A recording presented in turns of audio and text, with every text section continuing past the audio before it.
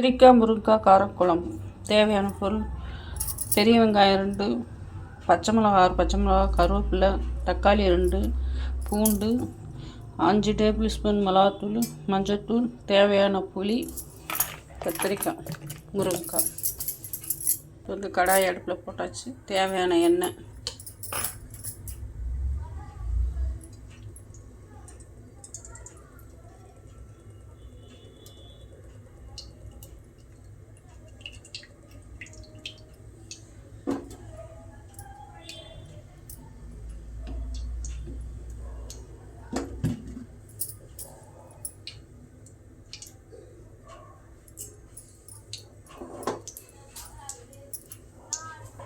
எண்ணெய் காய்ச்சி இப்போ வெந்தயம்,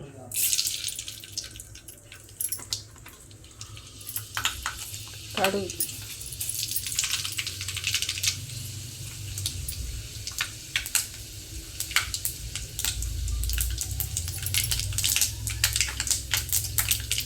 பூண்டு,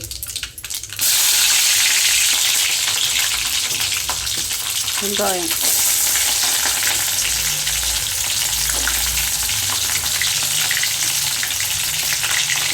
கருவேப்பிலை, பூண்டு இது மாதிரி நல்லா பொன்னிறமாக வந்துடணும். அதுக்கப்புறம் வெங்காயம் போடணும். கல்லுப்பு கொஞ்சம்,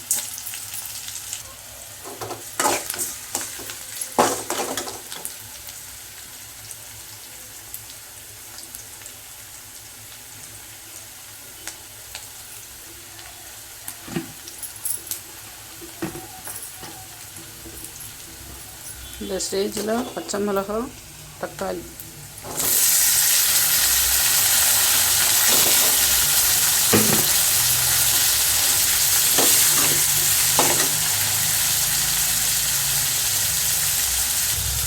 இன்னும் கொஞ்சம் தேவையான கல்லுப்பு, தேவையான மிளகாத்தூள், அளவோடு புளி, அவங்கவுங்க காரத்துக்கு ஏற்ற மாதிரி புளிப்பு ஏற்ற மாதிரி பண்ணணும். நான் வந்து 4 கிலோ கத்திரிக்காய், 1 முருங்கைக்காய், அதுக்கேற்ற பொருள் தான் இது. வெங்காயம், தக்காளி, பச்சை மிளகாய், அதுக்கேற்றது மாதிரி நான் பண்ணியிருக்கேன். பூண்டு வந்து 7 பல் பூண்டு. உங்களுக்கு எவ்வளோ தேவையோ காரம் அதிகமாக சாப்பிட்றவங்க நான் போடுற அளவு போட்டிங்கன்னா கரெக்டாக இருக்கும். கம்மியாக சாப்பிட்றவங்க அதோட கொஞ்சம் கம்மியாக பண்ணிக்கணும். இந்த ஸ்டேஜில் கத்திரிக்காய்,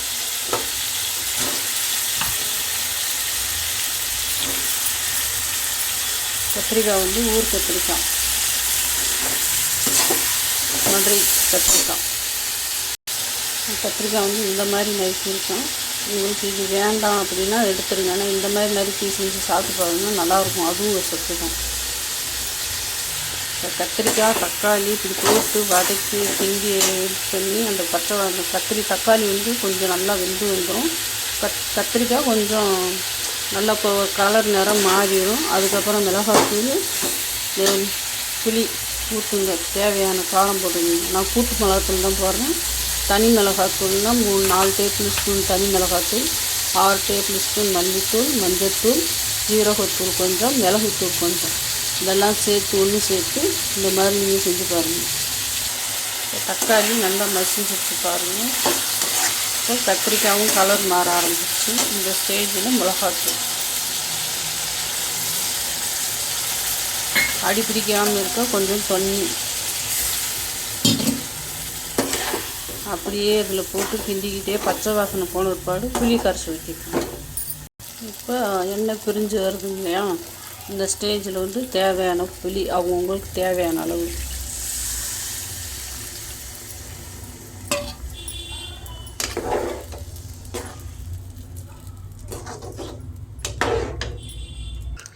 இப்போ வந்து குழம்பு மூடி வச்சிடலாம். மக்களே, நான் வந்து வீடியோக்காக நான் வந்து பார்த்து செய்யலை. இது என்னுடைய நேச்சுரலாக நான் இப்படி தான் நான் பண்ணுவேன். குழம்பு நான் ஒர்க் பண்ணுற இடத்துலையும் இந்த மாதிரி தான் செய்வேன். வீட்லேயும் இப்படி தான் நான் பண்ணுவேன். என்னுடைய சமையலை ஃபாலோ பண்ணி நீங்கள் சப்ஸ்கிரைப் பண்ணுங்கள், பார்த்து என்ஜாய் பண்ணுங்கள்.